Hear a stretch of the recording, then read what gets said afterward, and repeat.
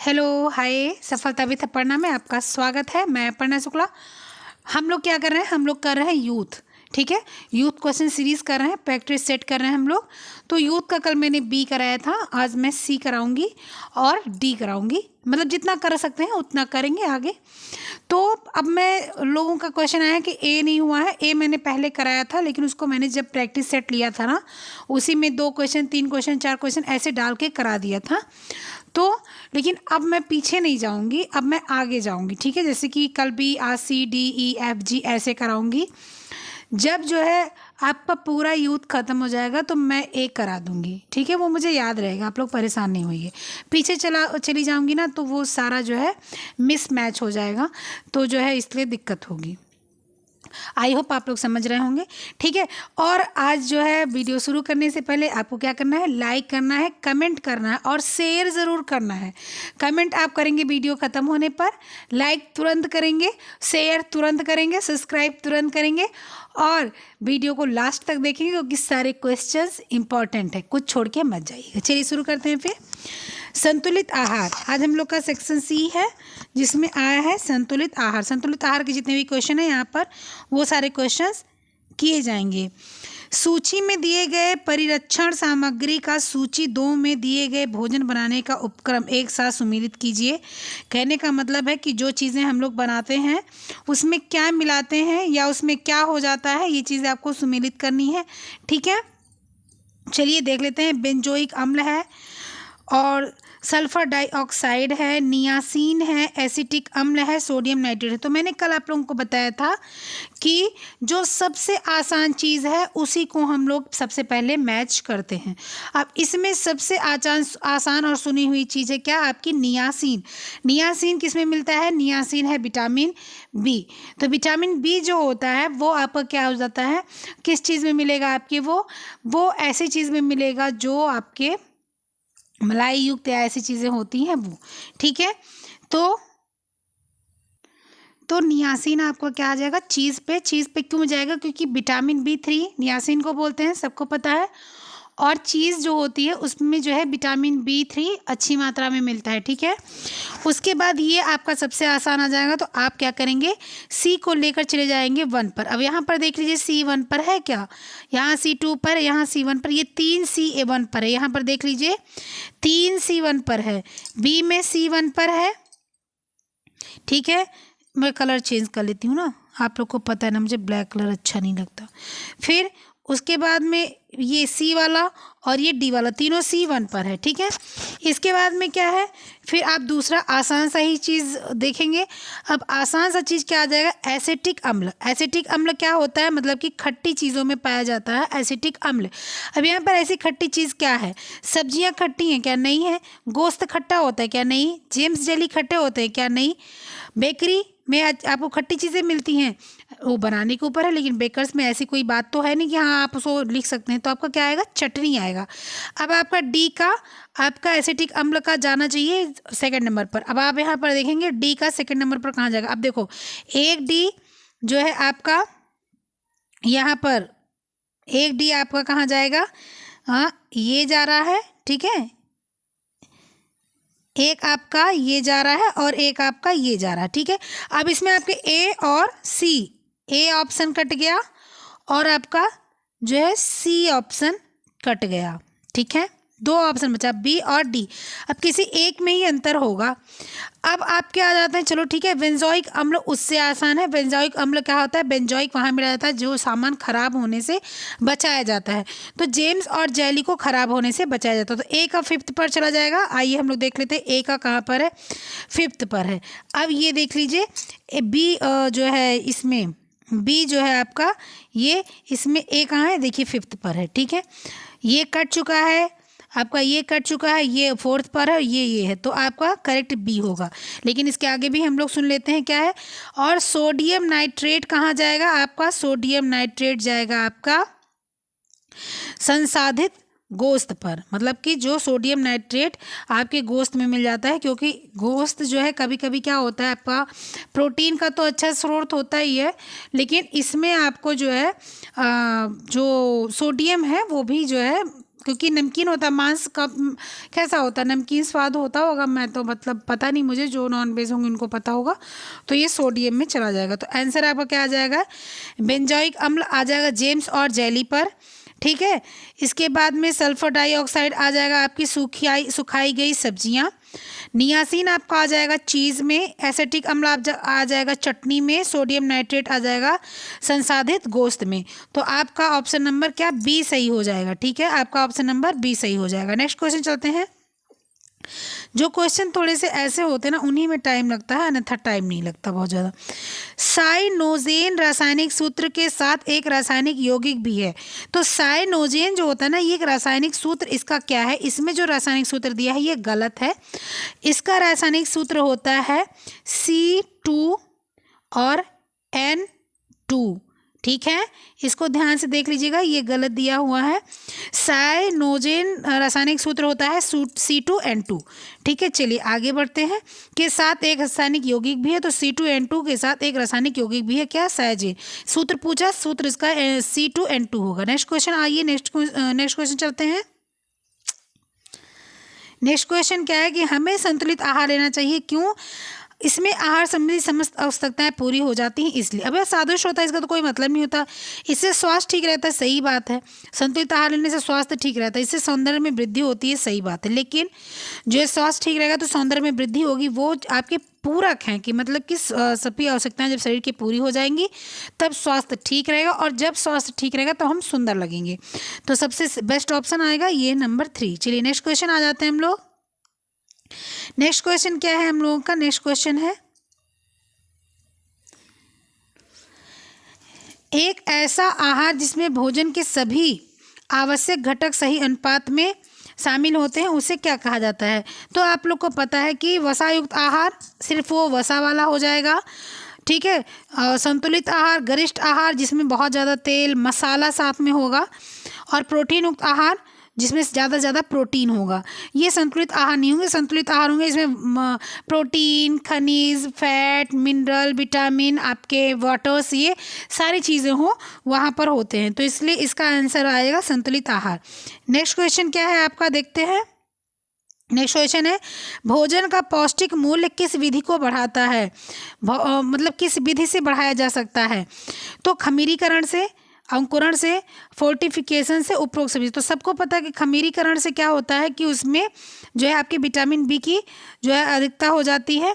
अंकुरण से vitamin E, fortification से जो है खुद उसका जो है आपके जो फूड है उसका जो है न्यूट्रिशन वैल्यू बढ़ा दिया जाता है। तो इसमें उपरोक्त सभी आएगा। ठीक है, नेक्स्ट क्वेश्चन चलते हैं हम लोग। नेक्स्ट क्वेश्चन क्या है, नेक्स्ट क्वेश्चन है कि सूची में दिए गए खाद्य पदार्थों को सूची में मतलब कि ये रंग है, किस में कौन सा रंग पाया जाता है। तो सबको पता है, मैंने एक बार अपने ग्रुप पर जो है एक कलर पूरा भेजा था कि जो है टमाटर में ये कलर पाया जाता है, भिंडी में ये कलर, मैंने सब बताकर भेजा था। ठीक है, तो वही है ये क्वेश्चन, इसको देख लेते हैं। चलो ठीक है, अब हम लोग सबसे आसान मिलाएंगे। ठीक है, मैंने बार बार बोला है कि सबसे आसान मिलाएंगे। तो सबसे आसान क्या है, टमाटर है, क्योंकि टमाटर हम लोग बार बार सुनते आते हैं कि टमाटर में क्या होता है, लाइकोपिन होता है। टमाटर में क्या होता है, लाइकोपिन। टमाटर लाल होता है इसलिए टमाटर में लाइकोपिन होता है। ठीक है, जो हरी मिर्ची जो है जब लाल हो जाती है उसमें लाइकोपिन की मात्रा आ जाती है तो वो लाल हो जाती है। ठीक है, तो आपका सबसे पहले आप लोग टमाटर को किससे मिला देंगे, टमाटर कहाँ पर है, टमाटर है बी, और बी को आप मिला देंगे किससे, 5 से। तो देखिए बी को आपने 5 से मिलाना है, तो जिसमें देखिए आपके 2 ऑप्शन हैं। ठीक है, कहाँ गया, बी आपके 2 ऑप्शन है। देखिए एक ये ऑप्शन है और एक ये ऑप्शन है। ठीक है, सी और डी। बी पर आपका क्या था, टमाटर है, टमाटर के 2 ऑप्शन होंगे, 2 तो कट गए भाई। बी का 3 आएगा कोई मतलब ही नहीं है, और बी का 1 आएगा कोई मतलब, 2 ऑप्शन कट गए।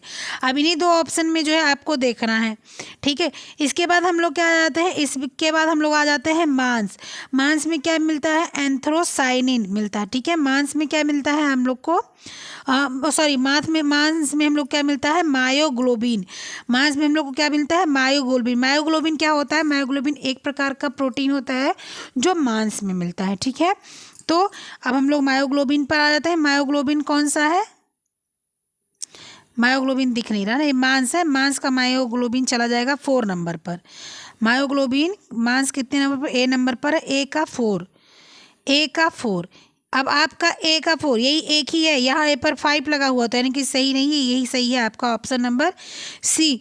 लेकिन फिर भी अब हम लोग मिला लेते हैं कि मिलाने में क्या क्या है। ठीक है, आंसर बता दिया, आंसर नंबर सी है, देख लीजिए। अब आप लोग देखेंगे कि मास चला जाएगा किस पर, मायोग्लोबिन पर, जो मैंने बताया ये। इसके बाद में टमाटर चला जाएगा लाइकोपिन पर। इसके बाद बैगन कहाँ जाएगा, बैगन जाएगा एंथ्रोसाइनिन पर। और इसके बाद सलजम कहाँ जाएगा, सलजम आपका जाएगा एंथोजेंथीन पर। ठीक है, और इसके बाद जो है आपका मक्का कहाँ जाएगा, मक्का जाएगा जेंथोफिल पर।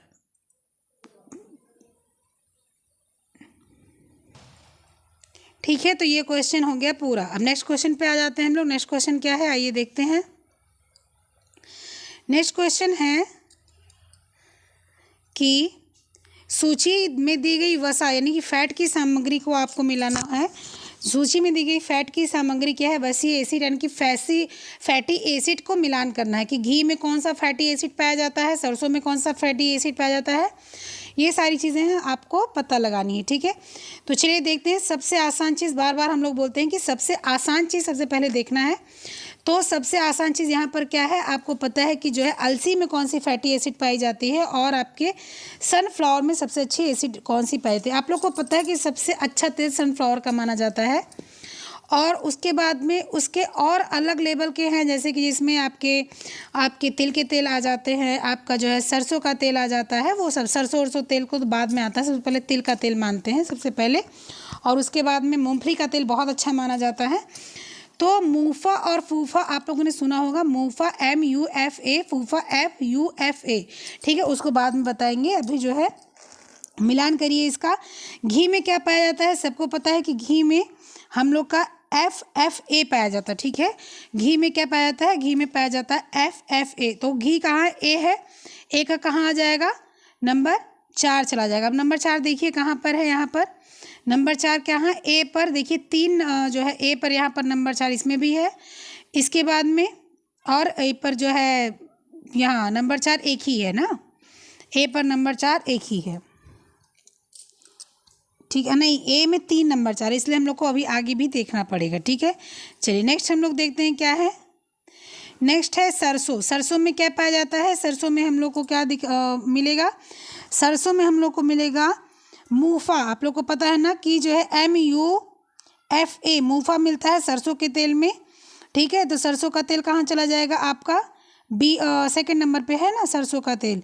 हाँ, तो ये चला जाएगा आपका तीसरे नंबर पर, मूफा पर। ठीक है, यानी सरसों मतलब बी का तीसरा। ठीक है, अभी यहाँ पर आप लोग देख लीजिए, यहाँ पर 2 कट मार्क हो गया, आपका डी गलत हो गया और सी गलत हो गया। अब बचा आपका ए और बी। ठीक है, जिसमें से अभी हम लोग का जो है ए टिक मार्क चल रहा है। तो अब जो है यहाँ पर बी में, यहाँ पर ए में चौथा था, बी में 5वां, यानी कि ए आपका करेक्ट है। चलिए फिर मिला लेते हैं अब हम लोग फटाफट से। अब करडी यानी कि सैफ्लावर। सैफ्लावर का क्या होता है, सैफ्लावर जो है ये जो है उसका होता है, ये एक मतलब खेती होती है इसकी भी, उसी को हम लोग बोलते हैं। या जो है ये कैस्टर ऑयल होता है शायद, उसको बोलते हैं, ऐसा कुछ है। तो इसका हम लोग का चला जाएगा कहाँ पर, LA पर चला जाएगा। ठीक है, LA पर चला जाएगा।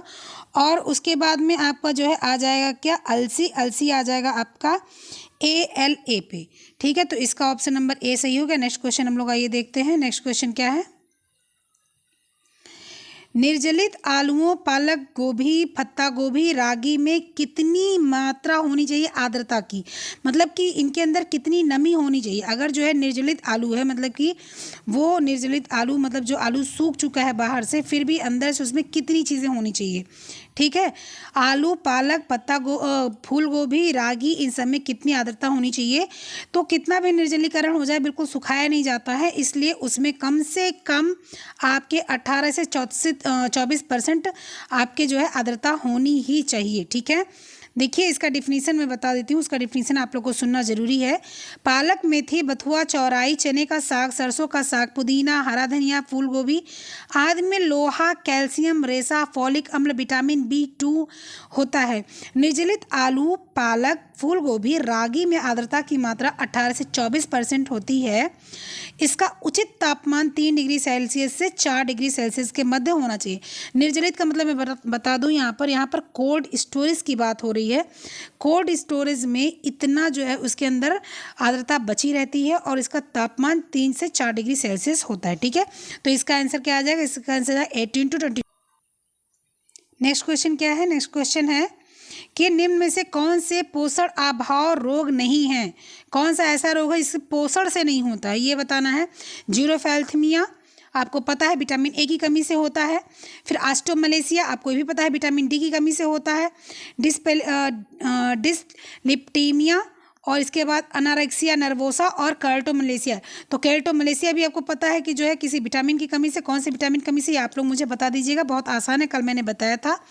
एनोरेक्सिया नर्वोसा और डिस्पीडेमिया, ये 2 रोग ऐसे हैं जो पोषण से नहीं होते हैं, ये अपने आप से होते हैं। ठीक है, ये अपने आप से होते हैं, अनारेक्सिया नर्वोसा और डिस्पीडेमिया। ठीक है, चलिए इसका मैं आपको वो बता देती हूँ, डिफिनीशन बता देती हूँ कि जो है डिस्पीडीमिया और अनारेक्सिया नर्वोसा क्या है।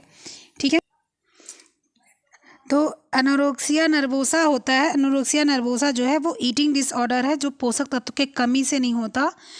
और डिसलिपिडीमिया होता है जो खून में लिपिड की मात्रा कम हो जाती है, तो वो भी आपके पोषक तत्व से नहीं होता। तो इसका आंसर आपका क्या आ जाएगा? इसका आंसर आ जाएगा आपका बी और ई। इसका आंसर आ जाएगा आपका बी और ई, यानी कि ऑप्शन नंबर सी इसका सही होगा। नेक्स्ट क्वेश्चन आइए देखते हैं। नेक्स्ट क्वेश्चन क्या है कि सूची 1 में दिए गए सक्रिय पदार्थ को सूची 2 में दिए गए आहारीय स्रोत से मिलान कीजिए। नीचे दिए गए कूट को सही उत्तर चुनिए। क्या है कि अल्फा लिपोइक एसिड किस में मिलता है, फ्लेवोनाइड्स किस में मिलता है, लाइकोपिन, अभी लाइकोपिन हमने तुरंत पढ़ा है 2 क्वेश्चन ऊपर, वो किस में मिलता है। इसके बाद इसके आगे का भाग किस में है वो देखते हैं, ये यहाँ पर है इसका आगे का भाग। और इसके बाद क्या है कि ग्लूटाथियोन किस में मिलता है और सेलेनियम किस में मिलता है। तो सब आप लोग को ग्लूटाथियोन आपको पता है कि किस में मिल सकता है, और इसके बाद जो है आपका दूसरा वाला किस में मिल सकता है ये भी आपको पता है। चलिए उसको मैं यहीं पर जो है लिखती चलती हूँ, जो पीछे वहाँ पर वो नहीं है उसका मैं ऑप्शन यहीं पर लिख देती हूँ। ठीक है, क्या है? एक आपका है अल्फा लिपोइक एसिड, ये किस में मिलता है?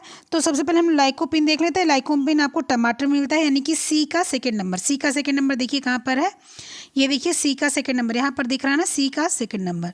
ठीक है, और डी का भी सेकंड नंबर है, यानी कि जो है अब इसमें सी के चारों सेकंड नंबर दे रखे हैं, इसलिए हमें आगे देखना पड़ेगा। ठीक है, उसके बाद में क्या है, उसके बाद में आपका आ जाएगा कि आपको ग्लूटीन कहाँ मिलता है। अब ग्लूटीन कहाँ मिलता है ये पर देखना पड़ेगा भाई। ग्लूटीन ब्राउन राइस में बिल्कुल नहीं मिलता, आलू में नहीं मिलता, लहसुन में नहीं मिलता, या उसके पहले था 2 बादाम था उसमें ग्लूटीन नहीं मिलता, समुद्री खाद्य पदार्थ में ग्लूटीन नहीं मिलता, टमाटर में ग्लूटीन नहीं मिलता।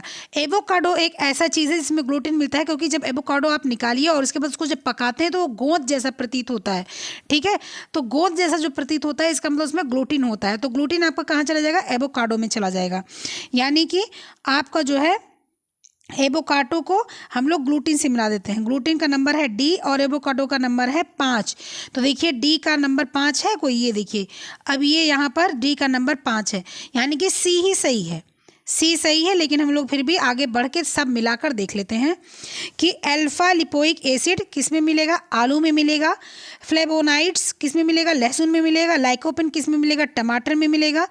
ग्लूटाथायोन किस में मिलेगा? एवोकाडो में मिलेगा। और सेलेनियम आपको सबको पता है कि समुद्री खाद्य पदार्थ में मिलता है, जो घास होती है समुद्री उसमें ये मिलता है। इसमें बहुत ज़्यादा अधिक आयोडीन पाया जाता है। ठीक है, तो इसका आंसर नंबर सी सही हो जाएगा। आंसर नंबर सी मैंने लगा दिया है। नेक्स्ट क्वेश्चन हम लोग बढ़ते हैं आगे। नेक्स्ट क्वेश्चन क्या है आइए देखते हैं। नेक्स्ट क्वेश्चन है कि सूची 1 में दिए गए खाद्य पदार्थों की सूची 2 में मिलाया जाना है, घटकों को मिलान कीजिए। ठीक है, आइए देखते हैं। वाइन में क्या मिलाया जाता है? आलू बुखारे के रस में क्या है? ग्रीन टी क्या है? मायोनीज क्या है? और सलामी क्या है? तो इसमें सबसे आसान आपका क्या आएगा वो देखिए कि क्या किस में होता है। ठीक है, तो हम लोग इसमें देखेंगे कि जो है सबसे पहले ये उसमें मायोनीज में क्या मिलाया जाता है। तो जो है मायोनीज जो होता है वो एक आपका जो है जैम होता है, ये अंडे की चटनी होती है। अब तो जो है अलग अलग, अब तो वेजिटेरियन भी सुनाई पड़ता है, आने लगा है, लेकिन मायोनीज क्या था, अंडे की चटनी थी। और इसीलिए मायोनीज में लेसिथिन पाया जाता था, लेसिथिन। अभी देखो मायोनीज अब उसमें ऐड वगैरह में दिखाते हैं कि जो है अब ये आपके वेजिटेरियन भी आने लगे हैं। पहले सिर्फ और सिर्फ अंडे से ही बनाया जाता था, अंडे को बॉयल करके उसके ऊपर प्रोसीजर्स करके उसके बाद में चटनी बनाई जाती थी। वो कैसे बनाई जाती थी, रेफ्रिजरेटर सिस्टम क्या था, उसका स्वाद क्या था, ये मुझे नहीं पता, ये जो खाता है उसको पता होगा। तो ये पहले बनाते, लेकिन अब इसको जो है और भी तरीके से बनाया जाने लगा है। उसको जो है किसी चीज़ से जो है अपना स्विच कर देते होंगे अंडे को, वो मुझे नहीं पता। तो जो है वो आपका क्या आएगा, वो मायोनीज चला जाएगा लेसिथिन में, ठीक है, मायोनीज लेसिथिन में चला जाएगा। इसके बाद में आपका आ जाएगा ग्रीन टी। ग्रीन टी में कैटेचिन्स मिला, मतलब आपको इसमें मैं बताऊं कि आपकी इसमें जो चाय पत्ती में मिलता है वही ग्रीन टी में भी मिलता है। ग्रीन टी में वही चीज़ हल्के में मिलता है, और चाय पत्ती में जो पकी हुई चाय पत्ती है उसको थोड़ा सा वो ऑक्सीडाइज हो जाती है, उसको खमीरी युक्त बना दिया जाता है, इसलिए वो थोड़ा सा ज़्यादा मिलने लगता है उसमें, ठीक है। तो ग्रीन टी में जो कैफीन मिलती है ना, उसी का मिलता जुलता है कैटेचिन्स। तो ग्रीन टी आपका कैटेचिन्स में चला जाता है। कैटेचिन्स यानी कि नंबर 1, सी का नंबर 1 देख लेते हैं क्या है, सी का नंबर 1। चौथा है डी है, यानी कि ऑप्शन नंबर डी इसका सही है। आइए हम लोग सब मिलाते हुए देख लेते हैं क्या है। इसके ऑप्शन बिल्कुल सही हैं, वाइन, रेजिवेट्रॉल, आलू बुखारे का रस, sodium benzoate, green tea, catechins, mayonnaise, lecithin और सलाद में सोडियम नाइट्रेट, ठीक है। चलिए नेक्स्ट क्वेश्चन क्या है हम लोग का, नेक्स्ट क्वेश्चन है फिर वही है, सूची 1 में दिए गए पौष्टिक तत्व को सूची 2 में दिए गए अनुमानित तरीके से मिलाएं। यहाँ पर 1 दिख रहा है, फिर उसके बाद में और सब 1 नहीं, यहाँ पर सिर्फ 1 दिख रहा है और सब उस पेज में होना चाहिए, ठीक है। यहाँ पर है मोनोसैकेराइड को कहाँ है, माइक्रोजेल्डोल तरीका, दोनों मिलाना है ना, इसलिए सामने सामने मत समझ लीजिएगा, ठीक है। नेक्स्ट पेज पे आ जाते हैं। नेक्स्ट पेज पे 2 ही दिख रहा है, उसको मुझे लग रहा है लिखना पड़ेगा, प्रोटीनस, इसके बाद एस्कॉर्बिक एसिड, ठीक है। ये 2 मैं यहीं पर लिख दे रही हूँ, उधर जाने से कोई फ़ायदा नहीं है, यहीं पर मैं लिख दे रही हूँ मोनोसैकेराइड, ठीक है, मोनोसैकेराइड,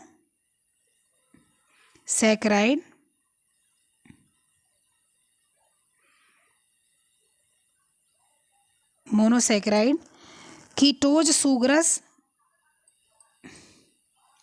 कीटोज सुगरस,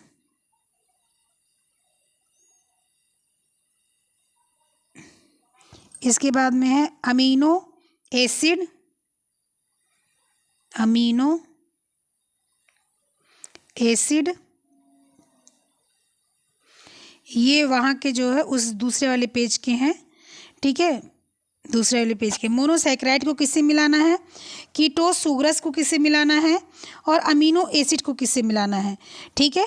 और इसके बाद में इधर आ जाता है प्रोटीन्स को किस में मिलाना है, एस्कॉर्बिक एसिड को किस में मिलाना है।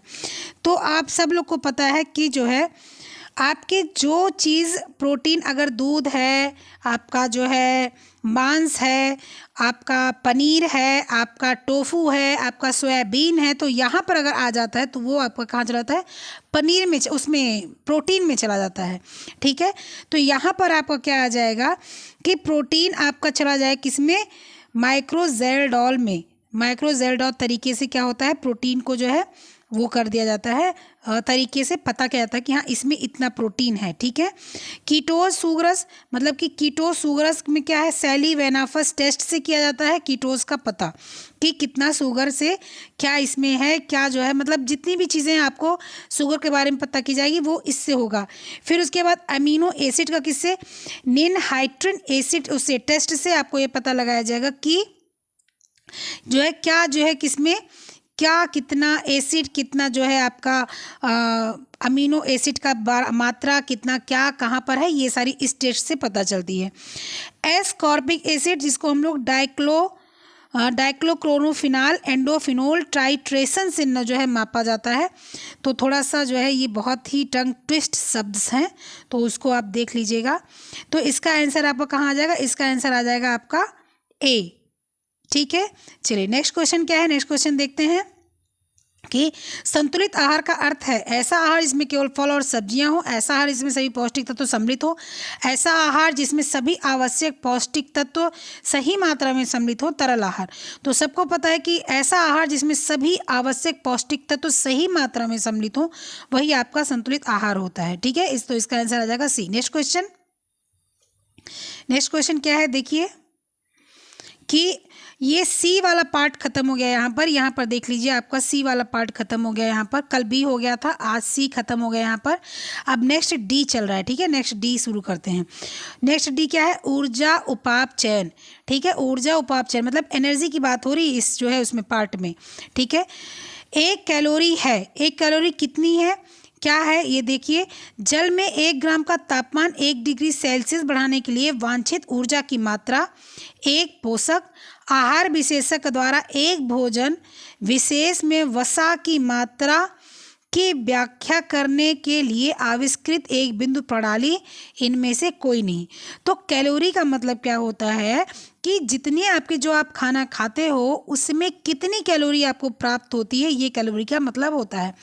तो जल में कितने ग्राम तापमान कितनी डिग्री सेल्सियस बढ़ाने से वांछित ऊर्जा की मात्रा होती है, ये आपका कैलोरी नहीं पता करता है। एक पोषक तत्व आपका कैलोरी नहीं पता कर सकता कि वो प्रोटीन है, खनिज है, लवण है, पानी है, जो है वसा है, लिपिड है, क्या है ये नहीं पता किया जा सकता। आहार विशेषज्ञ द्वारा एक भोजन विशेष में वसा की मात्रा की व्याख्या करने के लिए आविष्कृत एक बिंदु प्रणाली है। ठीक है, तो सही बात है कि जब आहार होता है उसमें जो विशेषज्ञ द्वारा जो है भोजन विशेष में कितनी वसा की मात्रा है इसकी जो व्याख्या करने का लिए आविष्कार किया गया है, तो कैलोरी ऊर्जा को जो है नापने के लिए बनाया गया है। लेकिन यहाँ पर जो है कैलोरी पूछ रहा है कि 1 कैलोरी बराबर कितना होता है, तो यहाँ पर ऐसा कुछ नहीं दिया है, ना बराबर ही दिया है, ना एकदम सीधा सीधा कुछ अर्थ बताया है। सही बात यह है कि शारीरिक श्रम करने के लिए हमें जिस शक्ति की आवश्यकता होती है उसे हम लोग ऊर्जा कहते हैं, यानी कि कैलोरी कहते हैं। जो हम इस तरह से भी परिभाषित कर सकते हैं कि ऊर्जा कैलोरी कार्य करने की वह क्षमता है जिससे शरीर की मांसपेशियां क्रियाशील रहती हैं तथा शरीर द्वारा कार्य संपन्न होता है। ठीक है, तो यहाँ पर जो है आपका इनमें से कोई नहीं आएगा, और जब क्वेश्चन दिया गया था ना तो उसमें भी इनमें से कोई नहीं ही लगाया गया था। ठीक है, जब DSSB का आप लोग जो है पेपर सॉल्व करेंगे उसमें देखेंगे इसमें वहाँ पर भी इनमें से कोई नहीं लगाया गया था। ठीक है, चलिए नेक्स्ट क्वेश्चन क्या है, नेक्स्ट क्वेश्चन देखते हैं हम लोग कि पुरुषों में स्त्रियों के मुकाबले BMR क्या होता है। तो पुरुषों में स्त्री के मुकाबले BMR अधिक होता है। मैंने बताया है कि मेटाबॉलिक रेट जो है जो पुरुष में जो होता है वो जो है अधिक होता है, इसीलिए पुरुष औरतों की अपेक्षा उतना मोटे नहीं होते जितना महिलाएं मोटी होती। महिलाओं में चमड़े ज़्यादा होते हैं, महिलाओं में मांस ज़्यादा होता है, जबकि पुरुष में मसल्स ज़्यादा होती हैं। महिलाओं में जो होता है वो फैट ज़्यादा होता है और पुरुष में मसल ज़्यादा होती है। मैंने आपको वॉइस नोट में पढ़ाया हुआ है।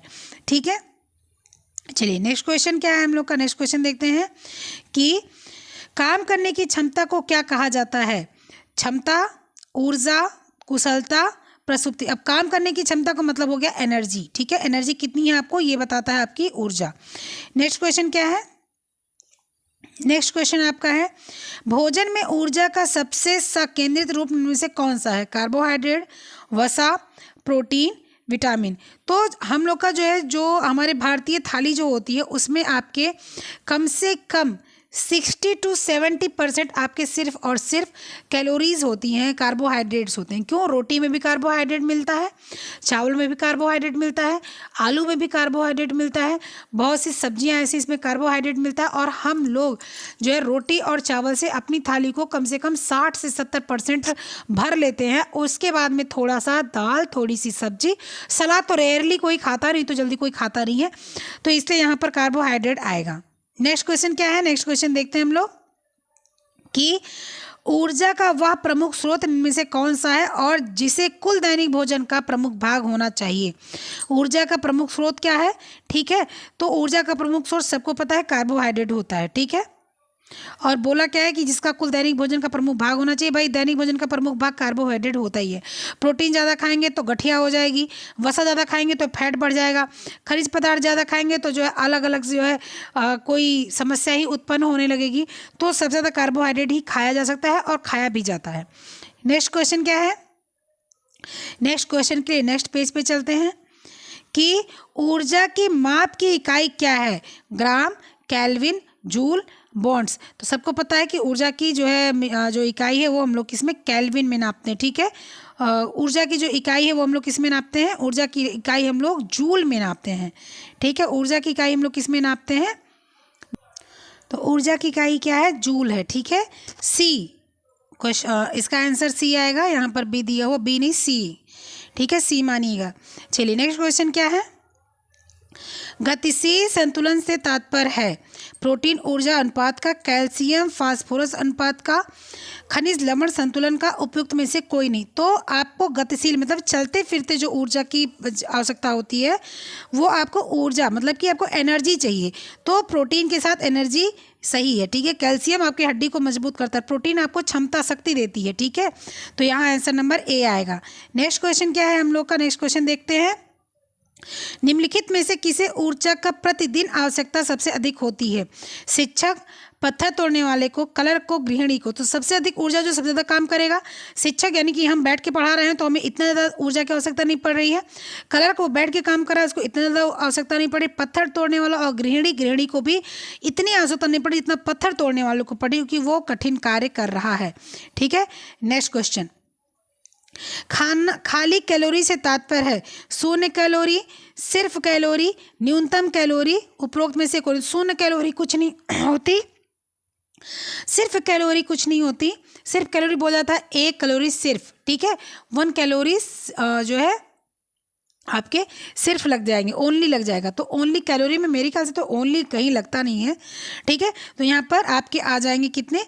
जो है खाली कैलोरी का मतलब होता है इसमें ओनली कैलोरी दिया हुआ है, सिर्फ खाली कैलोरी का मतलब कि जो है सिर्फ कैलोरी, हाँ सही है, सिर्फ कैलोरी सही है, हाँ सिर्फ कैलोरी जो है ओनली कैलोरी, ओनली मतलब कि 1 कैलोरी ओनली, 2 कैलोरी ओनली, मतलब कि हाँ सही है। खाली कैलोरी से तात्पर्य है कि जो है आपको 1 कैलोरी, खाली 1 कैलोरी चाहिए, आपको खाली 2 कैलोरी चाहिए, तो मतलब सिर्फ 2 कैलोरी चाहिए, सही है।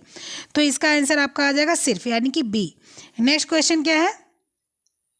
1 कैलोरी कितने जूल के बराबर है? ये हम लोग देखेंगे 1 कैलोरी कितने जूल के बराबर है। तो 1 कैलोरी 4.184 के बराबर है। कहाँ पर है ये इसी नंबर, ठीक है। नेक्स्ट क्वेश्चन आइए देखते हैं हम लोग। नेक्स्ट क्वेश्चन क्या है? अभिकथन क्या है? भारतीयों में मेटाबॉलिक सिंड्रोम एक्स होने का खतरा अधिक होता है। कारण सिंड्रोम एक्स से प्रभावित प्रारंभिक संकेत है पेट का मोटापा, असामान्य ग्लूकोज सहनता, HDL का न्यून स्तर, ठीक है। बोल रहा है भारतीयों में मेटाबॉलिक सिंड्रोम एक्स होने का खतरा अधिक होता है, ठीक है। तो मेटाबॉलिक सिंड्रोम एक्स का मतलब पहले मैं आप लोग को बता दूं, नहीं तो आप लोग सोचिए क्या होता है। मेटाबॉलिक सिंड्रोम एक्स का क्या मतलब होता है कि कोई भी चीज़ें, जैसे आपको मोटापा भी हो सकता है, ब्लड प्रेशर भी बढ़ जा सकता है, शुगर ज़्यादा या कम हो सकता है, ऐसी जितनी भी चीज़ें, ये एक्स का मतलब कुछ भी हो सकता है। जैसे बोलते हैं ना एक्स बॉयफ्रेंड का मतलब थोड़ी ना कोई नाम लिखा हुआ कि हाँ जो है रवि मेरा एक्स बॉयफ्रेंड है। भाई 4 बॉयफ्रेंड अगर खड़े हो जाए, बोलते ये मेरे एक्स बॉयफ्रेंड्स हैं। एक्स का मतलब रवि भी हो, तेजा भी हो, जो है कोई भी हो, राजा बाबू भी हो, कोई भी हो, तो एक्स मतलब हो गए कई। तो इसी तरह एक्स का मतलब हो गया कई सिंड्रोम्स हो सकते हैं आपको। सिंड्रोम एक्स को प्रारंभिक संकेत है पेट का मोटापा, असामान्य ग्लूकोज सहनता। मैंने बताया ना कि आपको मोटापा भी हो सकता है, आपको जो है शुगर हो जाता है, अप डाउन हो सकता है। तो ये कथन आपके ना दोनों सही हैं, ठीक है। हम लोग पहले नेक्स्ट पेज में आते हैं। नेक्स्ट पेज में आए, ये कथन हम लोग के क्या हैं? दोनों सही हैं, ठीक है। ए और आर दोनों सही हैं और एकदम सही हैं, ठीक है। चलिए नेक्स्ट क्वेश्चन क्या है हम लोग का? नेक्स्ट क्वेश्चन है देह के लिए ऊर्जा का मुख्य स्रोत है प्रोटीन, ग्लूकोज, वसा, सभी। तो आप सबको पता है कि जो है ग्लूकोज सबसे ज़्यादा ऊर्जा देता है। जब भी कभी आपको एनर्जी फीलिंग नहीं आ रही अच्छी, तो आप कुछ नहीं करो, आप उठो और चाय बना के पी लो, आपको एनर्जी आ जाती है। या उठो आप चावल दाल खा लो, आपको एनर्जी आ जाती है। आप आलू खा लो, आपको एनर्जी आ। भाई नवरात्र में हम लोग आलू खाते हैं, 9 दिन व्रत रखते हैं, तो एनर्जी क्यों मिलती है? क्योंकि आलू में इतनी ऊर्जा है, इतना उसमें कैलोरीज हैं कि वो आपको एनर्जाइट रखती है। आप दिन भर काम करते हो, आप माता जी को भजन कीर्तन आप देखते हो उनका, और सेवा भी माता जी की करते हो, अपने बच्चों को देख रहे हो, अपने परिवार को देख रहे हो, और उसके बावजूद आप एनर्जाइट हो, तो इसका मतलब कि आलू में आपको अच्छी खासी एनर्जी मिल रही है। WHO द्वारा सुझाए गए एक वयस्क एशियन व्यक्ति का सामान्य BMI कितना होना चाहिए? ठीक है, सबसे सामान्य BMI आप लोग का जो है बताया था मैंने जब पढ़ाया था कि जो है बेसिक मेटाबॉलिक रेट जब मैंने पढ़ाया था तो ये बताया था कि 18 से 23 किलोग्राम पर मीटर स्क्वायर जो होता है वो वयस्क एशियन मतलब कि जितने एशिया महाद्वीप पर, एशिया महाद्वीप पर भारत भी है, वो उसमें होता है। ठीक है, तो इसका आंसर सही आ जाएगा कितना? 18 से 23, ये फर्स्ट वाला। नेक्स्ट क्वेश्चन क्या है कि मेटाबॉलिक सिंड्रोम के निदान में निम्नलिखित मानदंड है। HDL कोलेस्ट्रॉल की मात्रा 60 मिलीग्राम 100 मिलीग्राम सीरम से अधिक होना, सीरम ट्राइग्लिसराइड की मात्रा 150 मिलीग्राम प्रति 100 ग्राम मिलीलीटर से अधिक होना, महिलाओं में कमर की परिधि 80 सेंटीमीटर से अधिक होना, फास्टिंग रक्त में शुगर की मात्रा 100 मिलीग्राम 100 मिलीलीटर से अधिक होना वो कम होना। तो मेटाबॉलिक सिंड्रोम के दौरान निम्नलिखित मानदंड क्या है? मेटाबॉलिक सिंड्रोम आपका जो है वो क्या होता है कि इस जो है सीरम में जो है आपका जो होता है वो सीरम ट्राइग्लिसराइड की मात्रा 150 मिलीग्राम प्रति 100 मिलीग्राम से अधिक होती है। ठीक है, होना चाहिए, तब मेटाबॉलिक सिंड्रोम के से निदान मिल सकता है। ठीक है, कहने का मतलब जो है जो ग्लिसराइड की मात्रा है वो 50 मिलीग्राम 150 मिलीग्राम 100 मिलीग्राम से अधिक होनी चाहिए। ठीक है, फास्टिंग रक्त में शुगर की मात्रा 100 मिलीग्राम से 100 मिलीलीटर कम होना। ठीक है, और जो है BMI जो है वो मैंने बताया कि कितना होना चाहिए। तो ये सब जो होता है उसमें सबसे ज़्यादा आपका क्या होगा कि मेटाबॉलिक रेट के लिए आपको ट्राइग्लिसराइड की मात्रा कितनी होनी चाहिए? 150 मिलीग्राम से प्रति 100 मिलीलीटर से अधिक होना। ठीक है, चलिए इसका B आंसर आ जाएगा। नेक्स्ट क्वेश्चन आते हैं हम लोग। जो क्वेश्चन नहीं समझिएगा वो आप लोग बताइएगा और उसको मैं दोबारा आपको समझा दूंगी। ठीक है, चलिए नेक्स्ट क्वेश्चन क्या आपका है कि सूची 1 में दिए गए मदों को सूची 2 के मदों से मिलाए। कैलोरी, केल्विन, टेलीमेट्री और सोलिनाइड। तो सबको पता है कि क्या किस चीज़ की बात हो रही है, यहाँ आपको पता चल गया होगा। ठीक है, कि कैलोरी का किससे बात हो रहा है। ठीक, और उसके बाद में आपका केल्विन का किससे बात हो रहा है। तो कैलोरी मानवीय ऊर्जा मैंने बोला है सबसे आसान सबसे पहले मिलाना है, तो कैलोरी कहाँ आ जाएगी? मानवीय ऊर्जा पे आ जाएगी।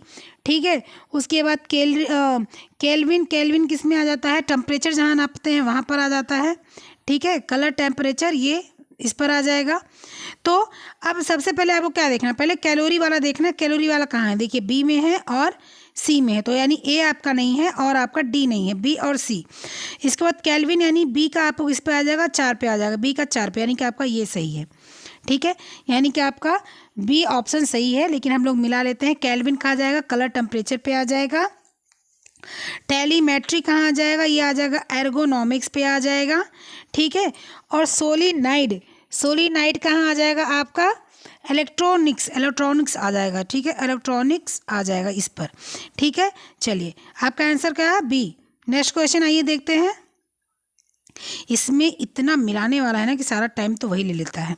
विरामा अवस्था में शरीर द्वारा वांछित ऊर्जा की मात्रा है वो क्या है? आधारभूत उपापचय, कैलोरी, जूल, कैलोरीमेट्री। विराम की जब अवस्था होती है तो शरीर द्वारा कितनी ऊर्जा जो आपकी होती है उसकी कितनी मात्रा होती है, तो ये आपकी जो है कितना आपको उपापचय आधार कितना आपका चाहिए। जब आप विराम करते हैं उस समय आपके जो है पचन मतलब कि आपके जो रेट होंगे पाचन क्रिया के हर चीज़ के, उसका जो है एक जो है तय करेगा कि आपको कितनी जो है वांछित ऊर्जा की मात्रा चाहिए। तो आधारभूत उपापचय मतलब कितना आपका उपापचय किस हिसाब से काम करता है वो दिया जाएगा।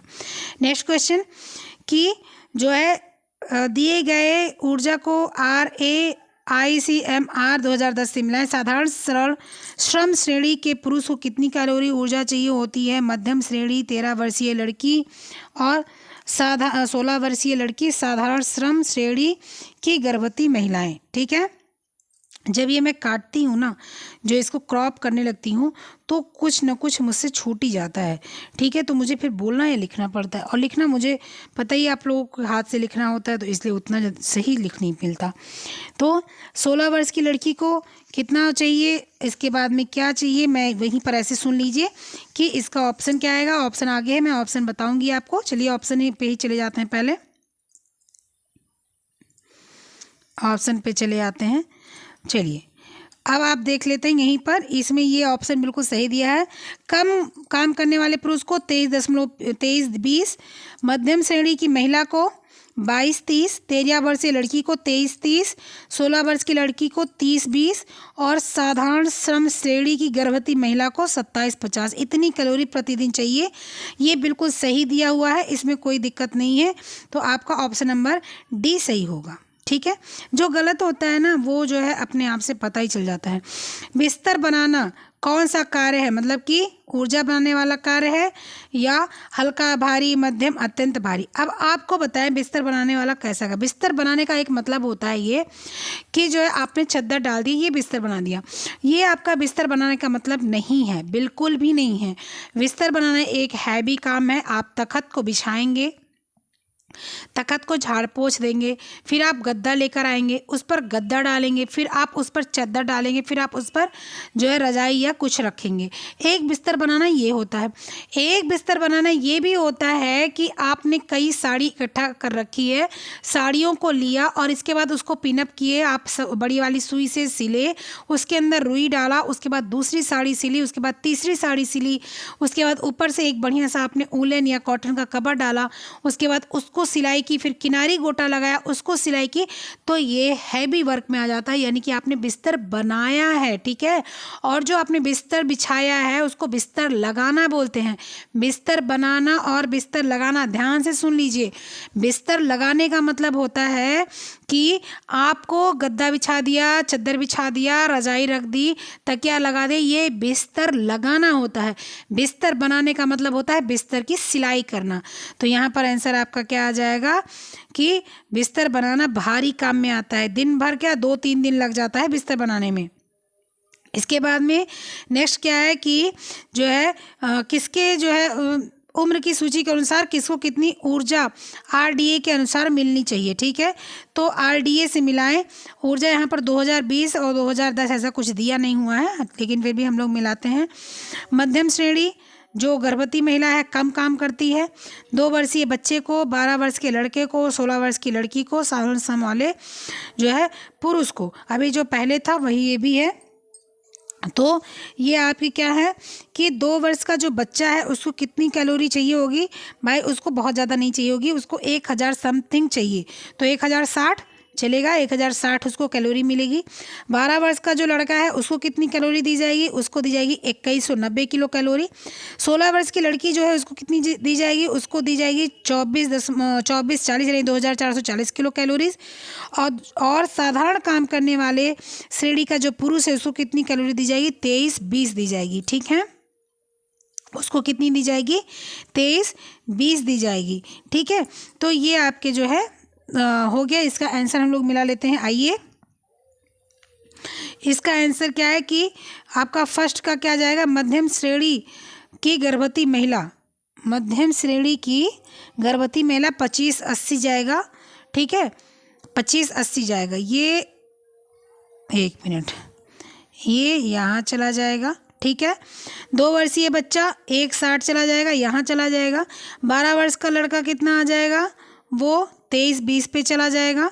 16 वर्ष की लड़की कितने पे आ जाएगी, 2440 पे चली जाएगी। और साधारण श्रम वाला जो पुरुष होगा वो 28, 1 मिनट, नहीं ये 2190 चली जाएगी ना, 2190। 12 वर्ष का बच्चा 2190 चला जाएगा। 16 वर्ष की लड़की किस पे चली जाएगी, 16 वर्ष की लड़की चली जाएगी 2440 पे। और 16 साधारण श्रम करने वाला जो पुरुष है वो किस पे चला जाएगा, 2320 पे चला जाएगा, ठीक है। नहीं 1 मिनट, इसमें मिलान गलत दिया हुआ है, इसको मिटाइए, पहले इसको मिटाइए, सब गलत दिया हुआ है इसमें। इसमें गलत क्या दिया आप लोग बताइएगा, मैं जहाँ तक जानती हूँ वो मैं आपको बता रही हूँ कि जो गर्भवती महिला है जो कम काम या मध्यम श्रेणी काम करती है तो उसको कम से कम 3000 कैलोरी तो चाहिए ही चाहिए, ठीक है। तो उसको आप 2850 उसकी कैलोरी जाएगी, ठीक है। आपकी क्या जाएगी, 2850 उसकी कैलोरी महिला की जाएगी। यानी कि जो है ये मध्यम श्रेणी गर्भवती महिला जो है इसका कितना जाएगा, इसका जाएगा ई, फर्स्ट का जाएगा आपका ई, फर्स्ट का जाएगा ई, ठीक है। ये इसके बाद में आपका क्या आ जाएगा,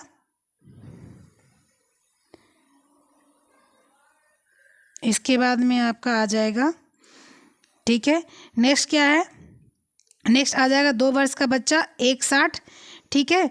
यानी कि 2 वर्ष का बच्चा आ जाएगा डी पर, ठीक है। इसके बाद 12 वर्ष का लड़का कितने पे आ जाएगा, 12 वर्ष का लड़का आ जाएगा आपका 21 पे, 2190 पे आ जाएगा, ठीक है। ए पे आ जाएगा, यहाँ पर सब ऑप्शन इधर उधर दिए हुए हैं, ठीक है। वो ए पे आएगा, मतलब कि उसका जो है ये 21 पे जाएगा, ठीक है। उसके बाद में 16 वर्ष की लड़की जो है उसकी कितनी कैलोरी जाएगी, उसकी जाएगी 2440। और साधारण श्रम श्रेणी का जो पुरुष रहेगा उसको कितनी जाएगी, जो है 2440 या 2580। उसको मुख्यतः तो कितनी चाहिए, जो आपका जो है ज़्यादा काम करने वाला जो पुरुष होता है उसको 2500 कैलोरी चाहिए। तो 2500 यहाँ पर जो है 2580 है, तो यही कैलोरी पुरुष की जाएगी, ठीक है। तो आपका जो साधारण पुरुष वाला कैलोरी है 5वें का एफ जाएगा, ठीक है। ये 5वें का आपका एफ जाएगा, ठीक है। और उसके बाद में यहाँ पर जो आपका सी दिया हुआ, यहाँ पर आपको ए देना चाहिए था। और यहाँ पर आपका जो है चौथा 16 वर्ष का जो लड़का है, 16 वर्ष की जो लड़की है उसको आपको 2440 देना चाहिए था, ठीक है। उसको आपको कितना देना, 2440, यहाँ पर उसको सी देना चाहिए था, EDACF, ये सही है, ठीक है। ये सही होगा क्या, EDACF,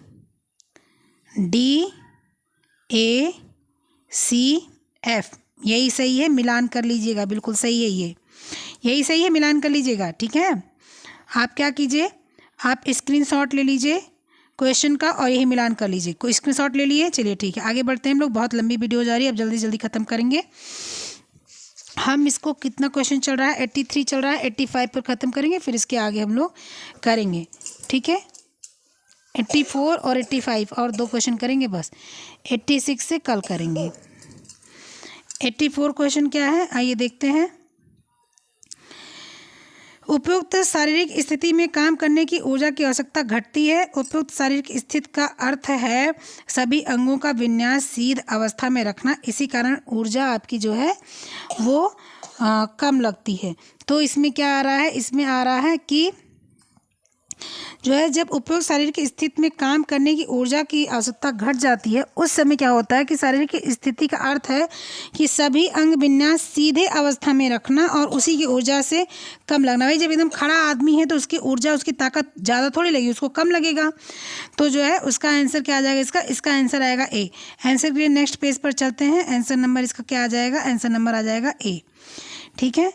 तो आंसर इसका ए है, ठीक है, आंसर ए है। यहाँ पर वो ए वाला कट गया तो उसको देख लीजिए, आंसर ए है, ठीक है। आंसर इसका कौन सा है, आंसर ए, ठीक है। इस क्वेश्चन का आंसर ए है। नेक्स्ट क्वेश्चन क्या है, नेक्स्ट क्वेश्चन है 85 कि the body mass index of an individual is a measure of. किसी व्यक्ति का बॉडी मास इंडेक्स दर्शाता क्या है, बीमार है, मोटा है, कुपोषित है, या इसकी लंबाई व वजन का सही अनुपात है। तो बॉडी मास इंडेक्स का मतलब ये होता है कि कितना लंबा ये व्यक्ति है, उस व्यक्ति के लंबाई के अनुसार उसकी सारी चीज़ें किस तरह से जो है हैं। लंबाई और वजन का जो सही अनुपात होता है वही बॉडी मास इंडेक्स होता है, BMI, ठीक है, वही होता है। तो इसका आंसर नंबर डी सही हो जाएगा, ठीक है। तो ये इतना क्वेश्चन मैंने कराया 85 के बाद में आपका कितना क्वेश्चन बच रहा है इसमें आपका बच रहा है अभी 12 क्वेश्चन बच रहा है। तो कल मैं जो है आपका ये 12 क्वेश्चन और भोजन के द्वारा होने वाले रोग वो जो है दोनों पार्ट करवाऊंगी, ठीक है, वो दोनों हो जाएगा आपका। तो आप लोग बताइएगा कि जो है सेशन कैसा लगा।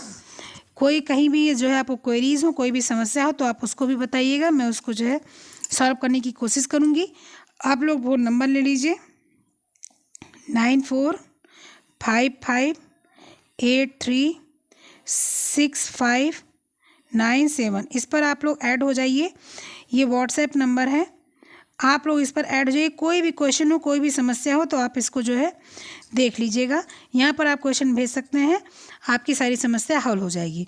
डिस्क्रिप्शन बॉक्स में आपको दूसरे वाले चैनल का जो है लिंक मिलेगा, जिसमें डेली न्यूज़ जाती है। आप न्यूज़ देखिएगा, सुनिएगा, अपने जो है ज्ञान को बढ़ाइएगा। और उसी में आपको टेलीग्राम का लिंक मिलेगा डिस्क्रिप्शन में ही, आप वहाँ से चले जाइएगा टेलीग्राम पर, वहाँ पर क्वेश्चन सॉल्व कीजिएगा।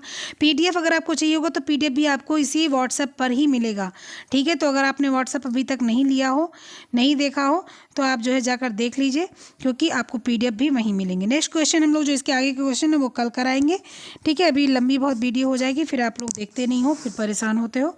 चलिए फिर मिलते हैं नेक्स्ट वीडियो वॉइस नोट और क्वेश्चन के थ्रू से। तब तक पढ़ाई करते रहिए, अपना ध्यान रखिएगा और खूब खाइए, खेलिए, मस्त रहिए। चलिए कि बाय।